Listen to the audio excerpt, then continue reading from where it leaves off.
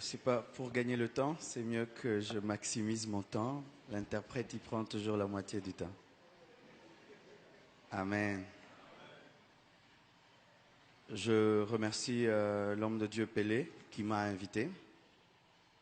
C'est un privilège pour moi que d'apporter la parole de Dieu aux hommes de Dieu. Il n'était pas obligé de le faire. Ce n'est pas que nous sommes meilleurs, mais c'est une grâce que Dieu nous a faite. Et je remercie tous les hommes de Dieu qui nous ont accueillis chaleureusement au bureau. Ils nous ont donné l'envie d'apporter la parole. Je remercie aussi Papa Mbaka qui a cédé l'église pendant cette semaine. Que Dieu vous bénisse. Et il est là dans son coin et il n'était pas aussi obligé. Que Dieu le bénisse abondamment. Seigneur Dieu de gloire, je te confie cette parole. Je prie que tu m'accordes l'onction, que tu m'accordes l'inspiration pour dire ce que tu veux que je dise. Je prie que le cœur de ton peuple, de tes serviteurs, soit touché et édifié au nom de Jésus-Christ. Amen. Amen. Nous allons prendre la parole de Dieu. Nous sommes dans 1 Pierre plutôt, 2, du premier verset jusqu'au verset 10. 1 Pierre 2, du premier verset jusqu'au verset 10. Rejetons donc toute méchanceté et toute ruse, la dissimulation, l'envie et toute médisance, désirez comme des enfants nouveau-nés, le lait spirituel est pur, afin que par lui vous croissiez pour le salut. Si vous avez goûté que le Seigneur est bon, approchez-vous de lui. Pierre vivante, rejetée par les hommes, mais choisie précieuse devant Dieu. Et vous-même, comme des pierres vivantes, édifiez-vous pour former une maison spirituelle, un saint sacerdoce, afin d'offrir des victimes spirituelles agréables à Dieu par Jésus-Christ. Car il est dit dans l'Écriture, « Voici je mets en Sion une pierre angulaire, choisie, précieuse, et celui qui croit en elle ne sera point confus. » Qui bâtisse est devenue la principale de l'angle, et une pierre d'achoppement et un rocher de scandale. Ils s'y heurtent pour n'avoir pas cru à la parole, et c'est à cela qu'ils sont destinés. Vous, au contraire, vous êtes une race élue, un sacerdoce royal, une nation sainte, un peuple acquis, afin que vous annonciez les vertus de celui qui vous a appelé des ténèbres à son admirable lumière. Vous qui autrefois n'étiez pas un peuple et qui maintenant êtes le peuple de Dieu, vous qui n'aviez pas obtenu miséricorde et qui maintenant avez obtenu miséricorde. Acclamons les Écritures.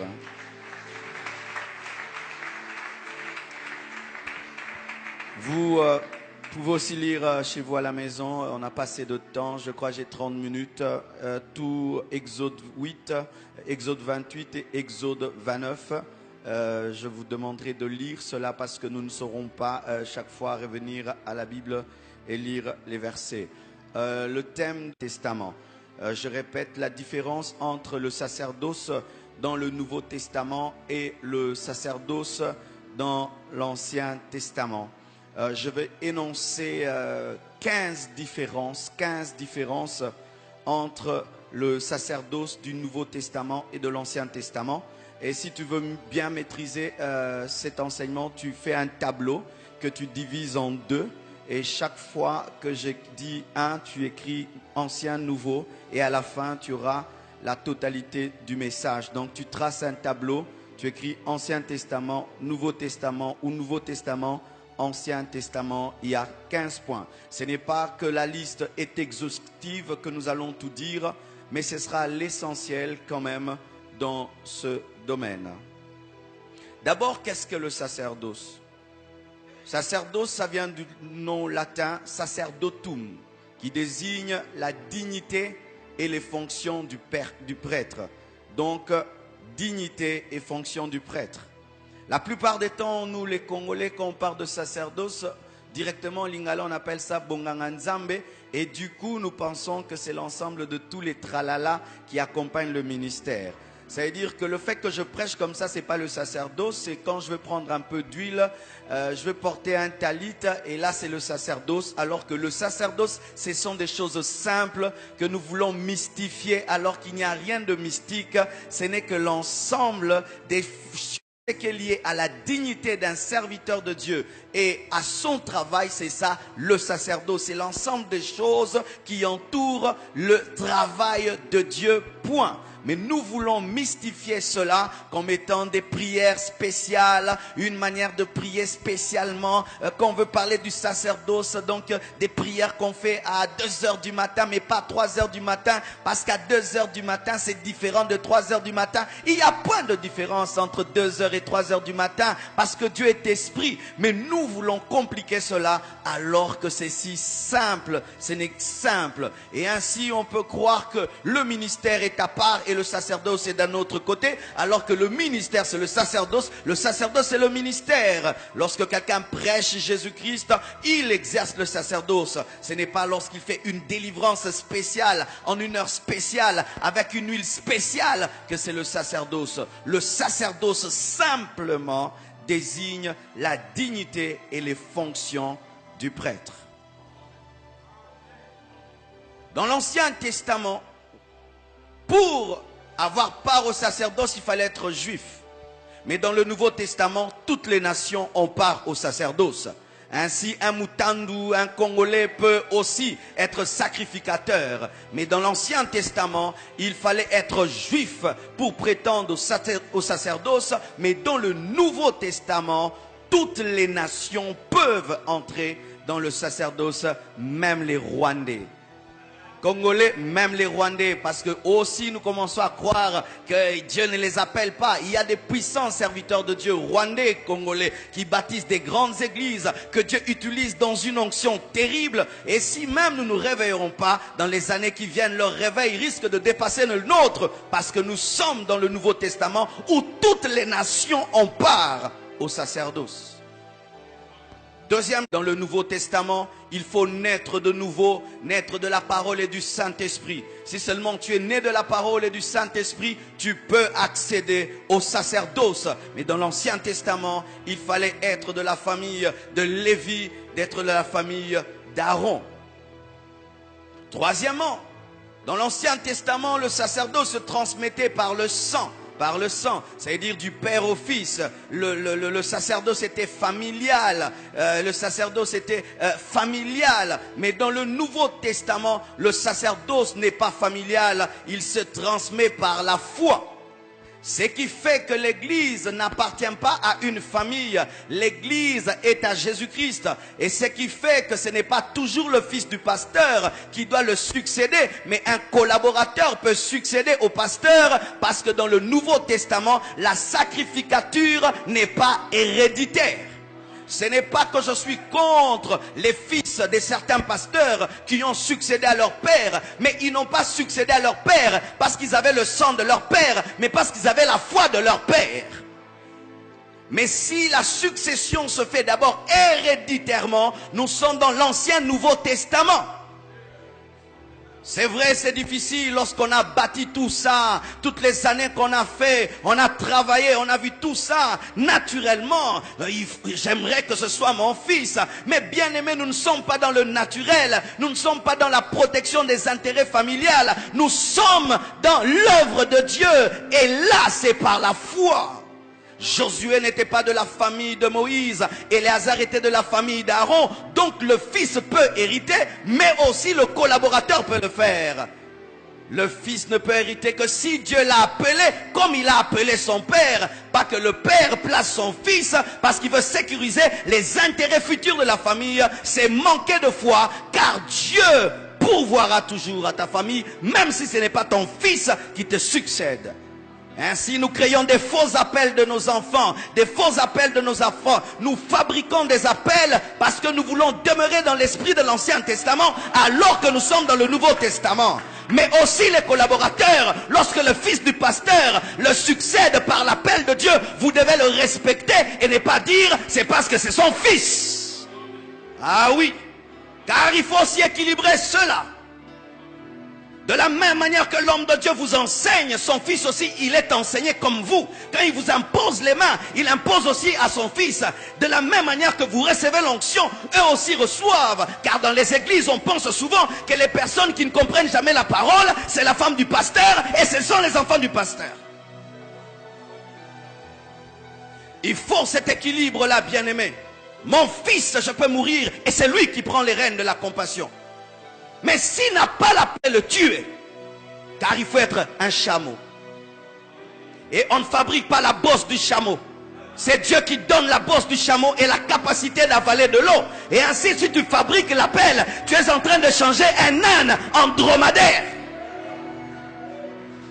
C'est ainsi comme de Dieu, il faut investir l'argent, pas seulement dans le ministère, mais dans les affaires, dans des écoles, dans des hôpitaux, dans plusieurs autres choses, de peur que la succession soit financière au lieu d'être spirituelle. On reconnaît une vraie succession lorsque celui qui vient fait plus. Et ainsi nous devons reconnaître certains fils qui font plus dans cette ville. Quand même, il y en a qui font plus, il faut le reconnaître. Je connais que la femme d'Idaosa, après sa mort, elle a fait plus que son mari. Quand le collaborateur fait mieux, on dit, ah, c'était lui. Et quand le fils ou la femme fait mieux, c'est pas lui. Il ne faudrait pas que cela se fasse charnellement et que cela se fasse spirituellement. Et là, Dieu peut prendre soit dans la famille ou en dehors de la famille. Mais quand il prend dehors de la famille, il ne prendra pas un fils qui va détruire la vision du pasteur et qui va détruire la famille du pasteur. Il prendra un fils qui a l'amour et qui peut prendre soin de la famille du pasteur comme étant sa propre famille. C'est dommage que des fois on puisse prêcher aux gens la parole de Dieu, mais qu'ils puissent haïr nos familles. Haïr le bonheur de nos familles, haïr le bonheur de nos femmes, le bonheur de nos enfants. Et on est avec vous, on a peur de vous. Ah oui, hein? J'aimerais pas, je meurs et mes enfants changent d'école. Ce qui fait, bien aimé, homme de Dieu, tu peux aimer un collaborateur, mais ce n'est pas qu'il t'aime. Jésus aimait Jean, mais Pierre aimait Jésus. Et c'est Pierre qui a prêché le jour de la Pentecôte. Ce n'était pas Jean. Il faut faire la différence entre ceux que tu aimes et ceux qui t'aiment.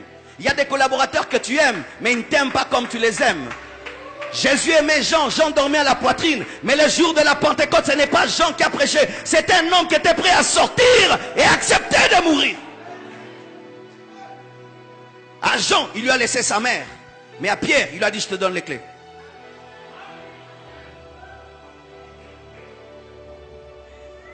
Tu es dans l'église, tu ne t'occupes pas du leader, tu ne t'occupes pas du leader et tu as des visions. Après lui, ce sera moi. Non, tu ne dois pas seulement aimer la parole que je te prêche, mais tu dois m'aimer. Car celui qui aime la parole et l'onction peut te détruire après ta mort. Mais celui qui t'a aimé aimera tes enfants et ta femme. Et c'est ainsi que la plupart des temps maintenant au Congo et en Afrique, les successions se font dans les familles parce que Dieu ne trouve pas parmi les collaborateurs des collaborateurs qui ont l'amour comme des fils.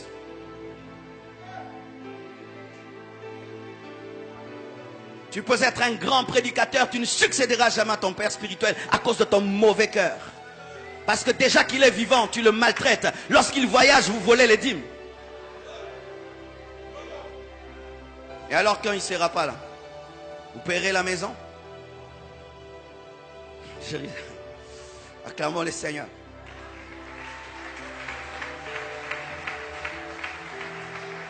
C'est familial. Mais dans le Nouveau Testament, elle est spirituelle. Et celui qui est de la famille peut aussi être spirituel. Mais il peut arriver aussi que celui qui est de la famille n'est pas spirituel. Alléluia. Cinquièmement, Aaron est le grand prêtre dans l'Ancien Testament. Mais dans le Nouveau Testament, c'est Jésus qui est le grand prêtre. Dans l'Ancien Testament, c'est un homme qui est le grand prêtre. Mais dans le Nouveau Testament, c'est Jésus qui est le grand prêtre.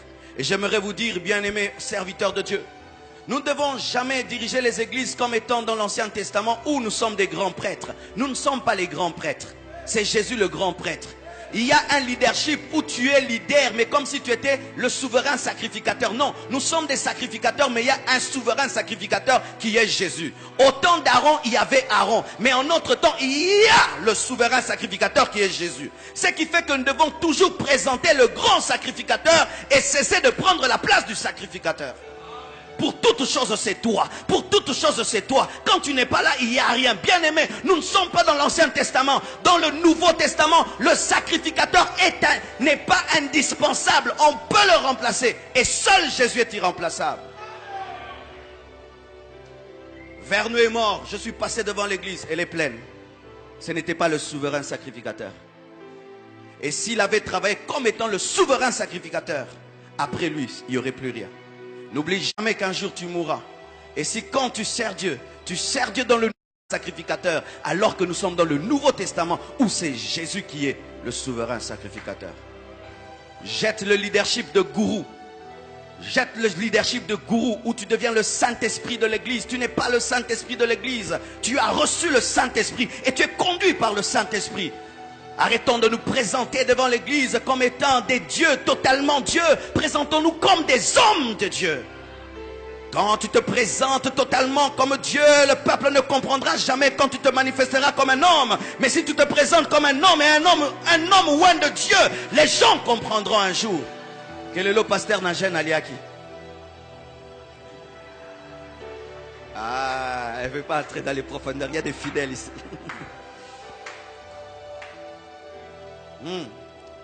Une autre chose, Aaron dans l'Ancien Testament est intermédiaire ainsi que sa descendance entre Dieu et les hommes.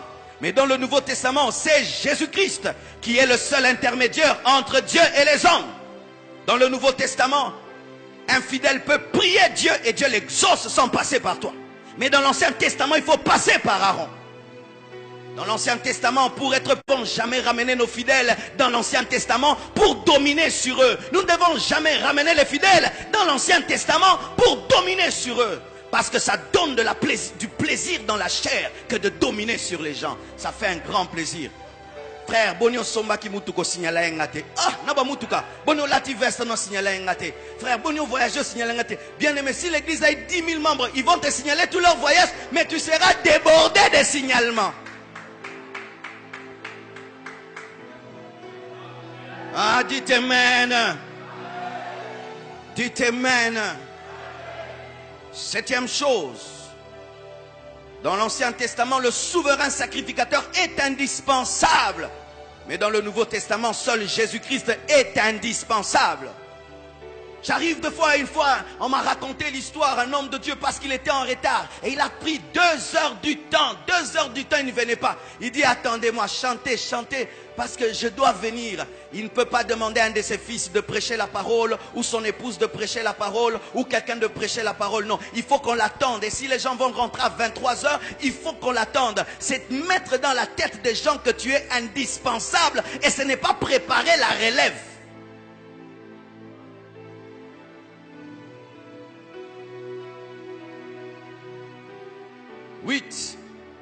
Dans l'Ancien Testament, il fallait des rites physiques, des rites spirituels. Plus de rites physiques et moins de rites spirituels. Beaucoup de rites physiques et moins de rites spirituels. Il fallait des cornes, il fallait de l'encens, il fallait des sacrifices animaux, il fallait une tenue spéciale, il fallait des chandeliers, il fallait de l'eau, il fallait du sel, il fallait le parfum. Mais dans le Nouveau Testament, nous avons des rites spirituels et très rarement des rites physiques. C'est le baptême d'eau, c'est le lavage des pieds pour ceux qui le croient, c'est l'onction d'huile. Point, point. Lorsqu'il y a trop de rites dans le Nouveau Testament, nous rentrons dans l'Ancien Testament. Écoutez, bien-aimés, nous servons Dieu dans une culture animiste où les gens veulent toucher pour croire. Ainsi, si tu le touches seulement, simplement, que Dieu te bénisse, il ne croit pas. Mais si tu dis, Denda, oui, faut, et puis t'as la gauche, non, rien, t'as la boye. Abina koutani na mo sakoli aba dimension, te, mo sakoli aba grimace.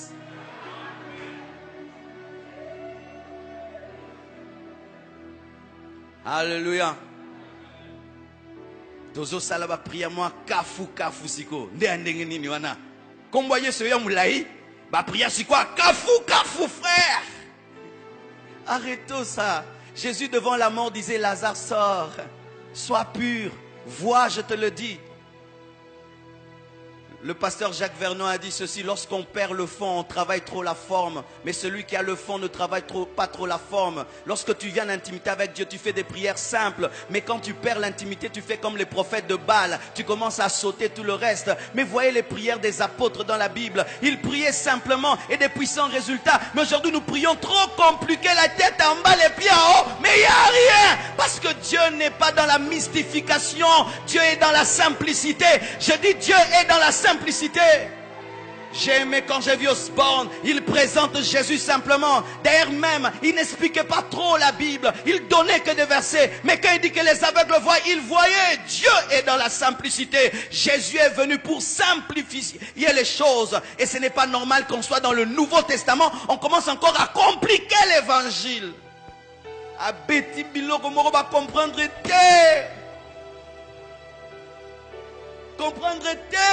le monde a zui. Il y a bizarre. Non, nous sommes initiés dans l'intronisation, mysticisme, ensemble. Arrêtons des thèmes qui font peur. Nous sommes dans l'évangile. Jésus prêchait: répentez-vous, le royaume des cieux est proche. Lisez les paraboles de Jésus. Lisez les enseignements de Jésus. Lisez les béatitudes. Jésus parlait simplement. S'il y a quelqu'un qui pouvait compliquer les choses, c'était Jésus. Mais pourquoi il n'a pas compliqué? Parce qu'il n'était pas venu dans le but d'effrayer. Il n'était pas venu dans le but d'épater. Il était venu dans le but d'aider. Et lorsqu'on veut aider, on simplifie les choses.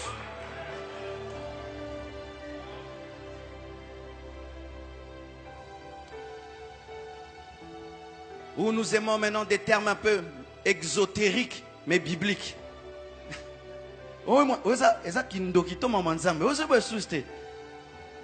On dit non frère, je vais prier pour toi. Je vais t'impacter. Ah frère. C'est prier pour moi. C'est prier pour moi. Frère, prie pour moi au nom de Jésus. Je vais te faire entrer dans la troisième dimension des choses auxquelles Dieu t'a appelé. Maintenant la première et la deuxième, c'est laquelle? Concentrez-vous maintenant. Concentrez-vous. Ne voyez pas Jésus-Christ à la croix, mais maintenant sur le trône. Arrêtons ces choses-là, arrêtons ces choses-là. Les gens vont avoir des démons qui vont entrer dans leur corps, se concentrant à l'extrême comme des occultistes. Nous ne sommes pas des occultistes, nous avons cru en la grâce et nous prions simplement notre Père qui est aux cieux. Jésus a dit: quand vous priez, dites Papa qui est aux cieux. Vie de Jésus passe, c'est trop compliqué, se souvient ensemble. Il faut taxi bis mobose là, taxi bis passe et puis sous l'église bah péché tout passe. Le journal le simbaité, tu t'es levé du mauvais pied parce que le pied gauche veut dire les prières du lundi, du mardi, du mercredi. Quel apôtre a fait des prières du lundi, du mardi, du mercredi? En soi, nous aimons beaucoup l'occultisme dans l'église. Oui, oui, nous envions les mystères qui sont dans l'occultisme.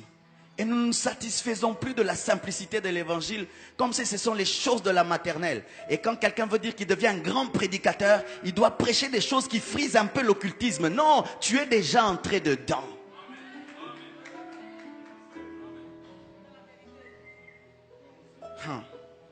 9.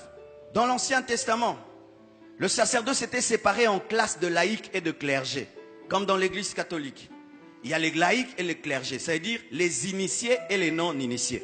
C'est que fait qu'à l'Église catholique, certains en fin des années, ils n'ont jamais lu la Bible, parce que la Bible, c'était la Bible du prêtre. Nous venons, nous disons Amen. C'est lui qui est en communion avec Dieu, il cherche Dieu pour nous, et puis il vient nous le donner. Mais dans le Nouveau Testament, il n'y a pas des clergés et des laïcs. Tous, nous sommes un sacerdoce royal.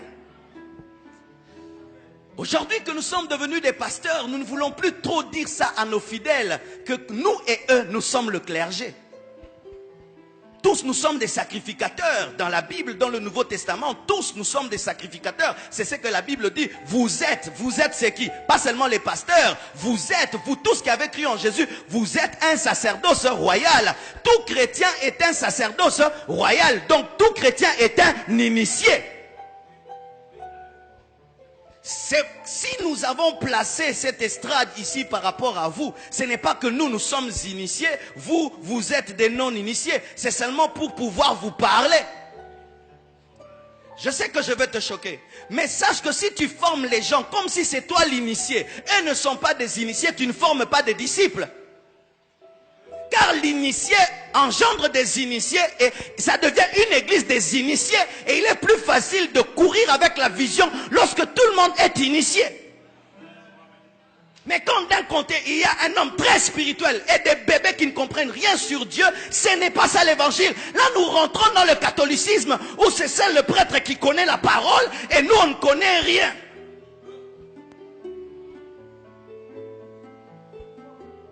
Le fidèle à qui tu prêches, lui aussi il entend Dieu. Mais nous aussi quand on était des fidèles, on entendait Dieu. Pourquoi nous allons nier cela pour les fidèles alors que nous, lorsque nous étions des fidèles, nous avons entendu Dieu? Pourquoi changerons maintenant la Bible que nous sommes devenus prédicateurs? Dans le Nouveau Testament, il n'y a pas une classe d'initiés et une classe de clergé. Tous, nous sommes des sacrificateurs royaux. 11. Ah, acclamez pour vous-même, vous suivez bien. Dans l'Ancien Testament, la sacrificature était séparée de la royauté. Les sacrificateurs venaient de Lévi et les rois venaient de Juda. Mais dans le Nouveau Testament, nous sommes des rois sacrificateurs et des sacrificateurs rois. Donnez-moi un amen, je vais expliquer là. Jamais tu aurais vu un sacrificateur très très riche. Ils étaient très spirituels et ils ne manquaient de rien, mais n'étaient pas très riches. C'est les rois qui étaient très riches, mais n'étaient pas très spirituels. Mais dans le Nouveau Testament, nous avons des serviteurs de Dieu spirituels, mais riches comme des rois. Et les gens, quand ils voient les pasteurs devenir riches, ils disent ce n'est pas charnel. Elias Alakaboué, Jean-Baptiste. Non, eux c'était seulement des sacrificateurs. Mais nous sommes des rois sacrificateurs. C'est-à-dire j'ai la richesse d'un roi et j'ai la spiritualité d'un sacrificateur. Et il est possible à la fois d'avoir la dimension spirituelle d'un sacrificateur et d'avoir le luxe d'un roi tout en restant spirituel. Parce que nous pensons que ce qui passe à Dieu en bon et belé molimo qui dit toute dimension et mati pour à côté de la totalité il y a oyonza maloba. Alléluia. Dans le Nouveau Testament, nous sommes spirituels mais nous dominons aussi. Nous sommes spirituels, nous ordonnons aussi. Nous sommes spirituels mais nous possédons aussi les choses que les rois possèdent. Que Dieu nous donne des églises qui vont commencer à prêter au gouvernement. C'est la dimension royale.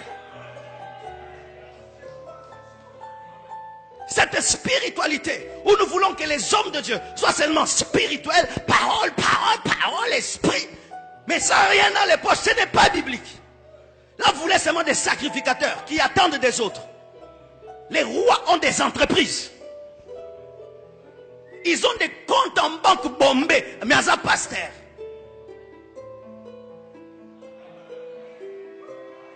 Dites Amen. Quand j'ai commencé le ministère, j'avais ce déséquilibre. Pour moi, l'homme de Dieu, sacrificateur, sainteté, pureté, crainte de Dieu. Mais tu rencontreras des problèmes que seul le roi traite, pas les sacrificateurs. Ce sont les rois qui achètent des terres. Ce sont les rois qui gèrent des milliards. Le sacrificateur, il a pour manger et boire. Et ainsi, les gens veulent maintenir les hommes de Dieu dans les stricts minimums. Manger, boire, t'habiller, prêcher, d'or. Non, pas dans le Nouveau Testament. Zama pambola ma pour éviter qu'il y ait mon élabition dans le Nouveau Testament.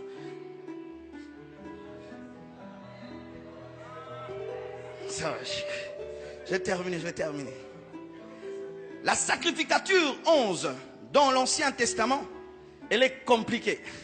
Compliquée, comme je l'ai dit. Compliquée. Il faut entrer en tremblant dans le lieu très saint. Il faut t'habiller d'une certaine manière. Il faudrait pas que... Il faut que tu portes un caleçon pour qu'on te voie pas en bas.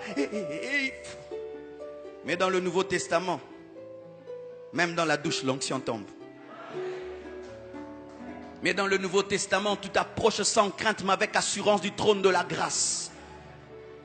Dans l'Ancien Testament, il fallait porter certains vêtements. Mais dans le Nouveau Testament, il n'y a pas de vêtements pour la sacrificature. Preuve même, le plus grand sacrificateur, Jésus, est entré dans le lieu très saint sans vêtements, parce qu'il n'avait pas besoin de vêtements de justice pour se présenter devant Dieu, mais il avait sa propre vie afin de la présenter à Dieu. Et s'il y a un vêtement aujourd'hui du sacrificateur, ce n'est pas d'abord la veste et la cravate, ni la toge, ni de gros trucs. C'est la vie de sainteté, la vie de pureté. Après la sainteté, porte la veste. Après la pureté, porte la veste. Mais si tu portes la veste sans la pureté, tu es nu devant Dieu. Donc consacrer batu biso tu il faut la tabilamba moko boye. Donc consacrer batu na coupé. Mais tout ça la kangoka kapo ebima propre hein, ebima bien. Mais zate la mandezo sala consécration. Ce n'est pas le vêtement. Ce n'est pas le vêtement. Il y a des ouins qui n'ont pas d'onction, mais qui portent des vêtements. Bien-aimés, le vêtement du ouin, c'est la puissance de Dieu, c'est la sainteté. Si tu as un vêtement recherché dans le ministère, c'est la puissance de Dieu. Que porter des trucs, tu viens royalement, mais quand tu parles, il n'y a rien. Vaut mieux que tu viennes mal habillé, tu parles, il y a quelque chose.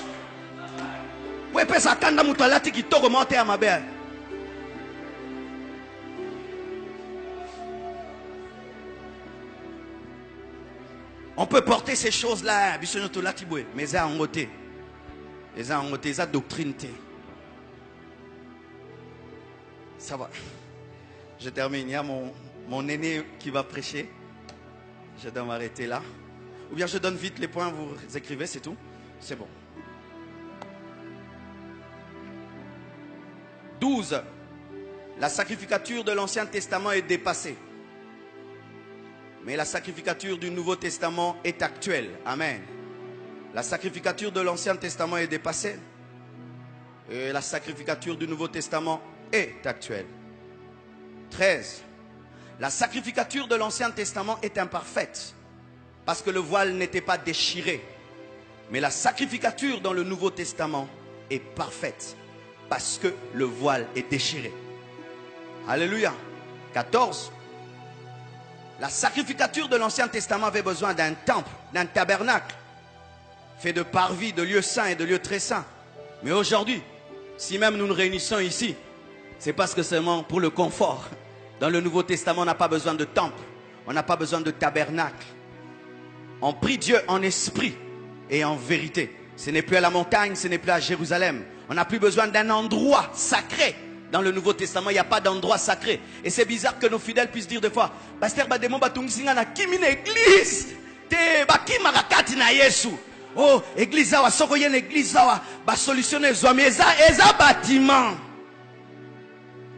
Soko ye pas Yesu ndosi ba solution. Eza te soko yen na temple. On a côté na temple. Le temple, ce n'est qu'un bâtiment. Mais s'il y a une dimension qu'il faut manifester, c'est la profondeur en Jésus. Dans l'Ancien Testament, le temple est sacré. Mais aujourd'hui, c'est toi qui es sacré.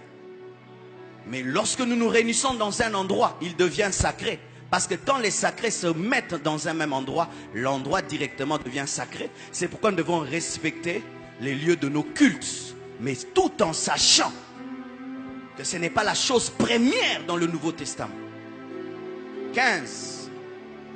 La sacrificature dans l'Ancien Testament est discriminatoire. C'est-à-dire pas les femmes, pas les infirmes, pas les non-juifs, pas les non-lévites. Mais dans le Nouveau Testament, même les femmes peuvent servir Dieu. Même les infirmes peuvent servir Dieu. Oui, bien-aimés, même les infirmes. Dans l'Ancien Testament, un infirme ne pouvait pas être sacrificateur. Mais dans le Nouveau Testament, tout le monde peut y accéder. Que Dieu vous bénisse abondamment. Il y a un livre que j'ai écrit, Découvre, expérimente sa présence. Je suis venu tellement vite que j'ai oublié d'amener un lot. Alors celui-ci, c'est le livre d'un frère qui l'avait là. Alors vous pouvez avoir ce livre dans Amical Cosmétique, à l'église Compassion, à Pelou Store, d'ailleurs à l'AENA, donc à $20 seulement. Amen. Vends tout ce que tu as et achète la sagesse. Que Dieu vous bénisse abondamment.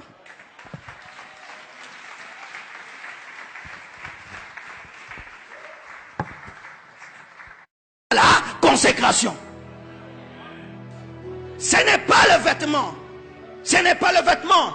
Il y a des ouins qui n'ont pas d'onction, mais qui portent des vêtements. Bien-aimés, le vêtement du ouin, c'est la puissance de Dieu, c'est la sainteté. Si tu as un vêtement recherché dans le ministère, c'est la puissance de Dieu. Que porter des trucs, tu viens royalement, mais quand tu parles, il n'y a rien. Vaut mieux que tu viennes mal habillé, tu parles, il y a quelque chose.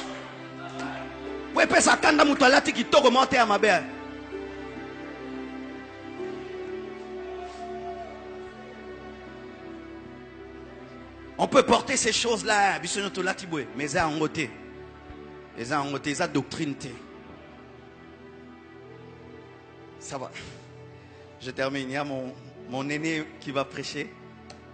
Je dois m'arrêter là. Ou bien je donne vite les points, vous écrivez, c'est tout. C'est bon. 12. La sacrificature de l'Ancien Testament est dépassée. Mais la sacrificature du Nouveau Testament est actuelle. Amen. La sacrificature de l'Ancien Testament est dépassée. Et la sacrificature du Nouveau Testament est actuelle. 13. La sacrificature de l'Ancien Testament est imparfaite. Parce que le voile n'était pas déchiré. Mais la sacrificature dans le Nouveau Testament est parfaite. Parce que le voile est déchiré. Alléluia. 14. La sacrificature de l'Ancien Testament avait besoin d'un temple, d'un tabernacle, fait de parvis, de lieux saints et de lieux très saints. Mais aujourd'hui, si même nous nous réunissons ici, c'est parce que seulement pour le confort. Dans le Nouveau Testament, on n'a pas besoin de temple, on n'a pas besoin de tabernacle. On prie Dieu en esprit et en vérité. Ce n'est plus à la montagne, ce n'est plus à Jérusalem. On n'a plus besoin d'un endroit sacré. Dans le Nouveau Testament, il n'y a pas d'endroit sacré. Et c'est bizarre que nos fidèles puissent dire des fois, Pasteur Bademo Batungisinga na kimi na église. Te bakima rakati na Yesu. Oh, église awa soko yen église awa ba solutionner zomi eza bâtiment. Soko ye pas Yesu ndosu ba solution. Eza te soko yen na temple. On a côté na temple. Le temple, ce n'est qu'un bâtiment. Mais s'il y a une dimension qu'il faut manifester, c'est la profondeur en Jésus. Dans l'Ancien Testament, le temple est sacré. Mais aujourd'hui, c'est toi qui es sacré. Mais lorsque nous nous réunissons dans un endroit, il devient sacré. Parce que quand les sacrés se mettent dans un même endroit, l'endroit directement devient sacré. C'est pourquoi nous devons respecter les lieux de nos cultes, mais tout en sachant que ce n'est pas la chose première dans le Nouveau Testament. 15. La sacrificature dans l'Ancien Testament est discriminatoire. C'est-à-dire pas les femmes, pas les infirmes, pas les non-juifs, pas les non-lévites. Mais dans le Nouveau Testament, même les femmes peuvent servir Dieu. Même les infirmes peuvent servir Dieu. Oui, bien aimé, même les infirmes. Dans l'Ancien Testament, un infirme ne pouvait pas être sacrificateur. Mais dans le Nouveau Testament, tout le monde peut y accéder. Que Dieu vous bénisse abondamment. Il y a un livre que j'ai écrit, Découvre, expérimente sa présence. Je suis venu tellement vite que j'ai oublié d'amener un lot. Alors celui-ci, c'est le livre d'un frère qui l'avait là. Alors vous pouvez avoir ce livre dans Amical Cosmétique, à l'église Compassion, à Pelou Store, d'ailleurs à l'AENA, donc à $20 seulement. Amen. Vends tout ce que tu as et achète la sagesse. Que Dieu vous bénisse abondamment.